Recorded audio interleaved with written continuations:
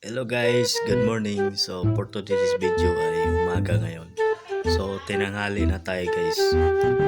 Kaya nandito pa tayo sa higaan. Kung napapansin nyo, meron pa tayong mga mosquito dito. So kaya ako naglagay ng mosquito guys para hindi makapasok yung ating lamok. So ang araw po nga pala ngayon guys ay November 25. So araw ng birthday ko. So kahit na wala tayong handa, ang mahalaga guys ay maging malakas yung ating kalusugan. So sana bigyan pa tayo ni Lord ng mas mahaba pang panahon. So yun lang guys yung ating wish. Bali nang walang handa, basta masaya. So yun lang guys, update ko lang ngayon mamaya guys ha. Gusto ko lang ipakita sa inyo yung tanim na malapit sa ilog, yung aking marang. So, papakita ko yun sa inyo guys mamaya. So, ngayon ay dito pa tayo sa higaan. So, babangon na ako guys. Na sana sa mga hindi pa nakapag-subscribe sa YouTube channel guys, pindutin nyo po yung subscribe. I-like nyo po guys. Pindutin yung notification bell para update kayo sa akin sa sunod na video guys.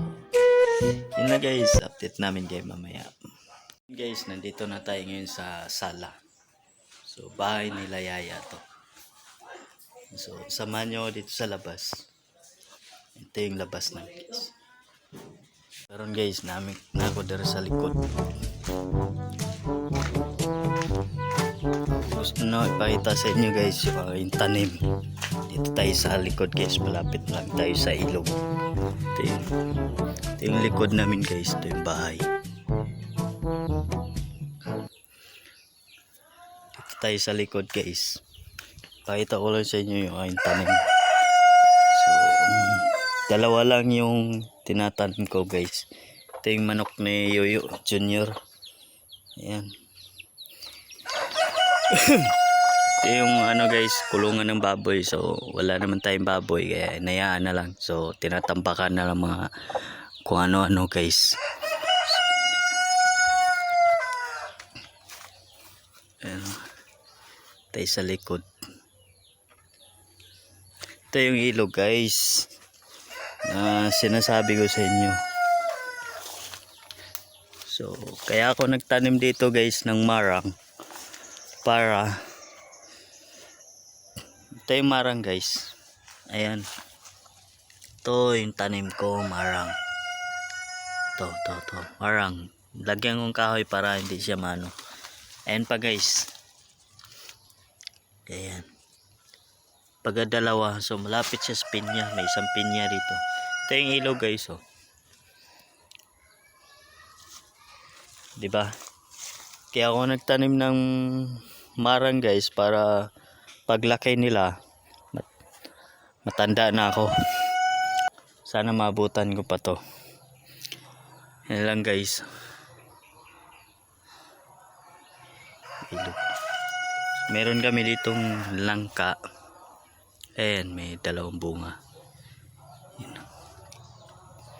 So, dito yung buhay probinsya guys. Puro mga nakikita nyo nakapaligid. Puro damo, nyug at iba-iba pang mga tanim dito.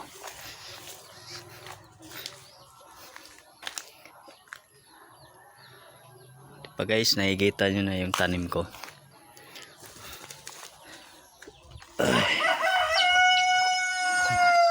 Burnout nga pala dito sa amin guys.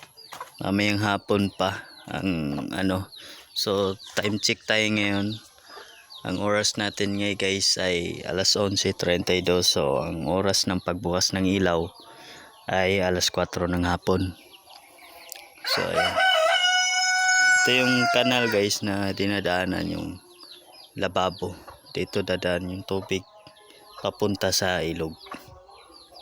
So ito yun guys, ay yung mga manok yung aking tsuhin. So ayan mga manok guys, dami mga manok ng Bisaya, meron din doon. Ayan, dami mga manok to guys, pang sabong. Ayan, meron nga palang binigay sa akin ni Auntie Langga. Ayan, So, tawag dito sa amin guys, pau. So, ewan ko lang sino nakakalam to kung anong pagkain sa inyo. So, ginagata mo na siya guys. Tapos nilagyan ng asukal. So, kasarap to guys. Ayan o. Lapot. Sarap. So, shoutout kay Ate Langka.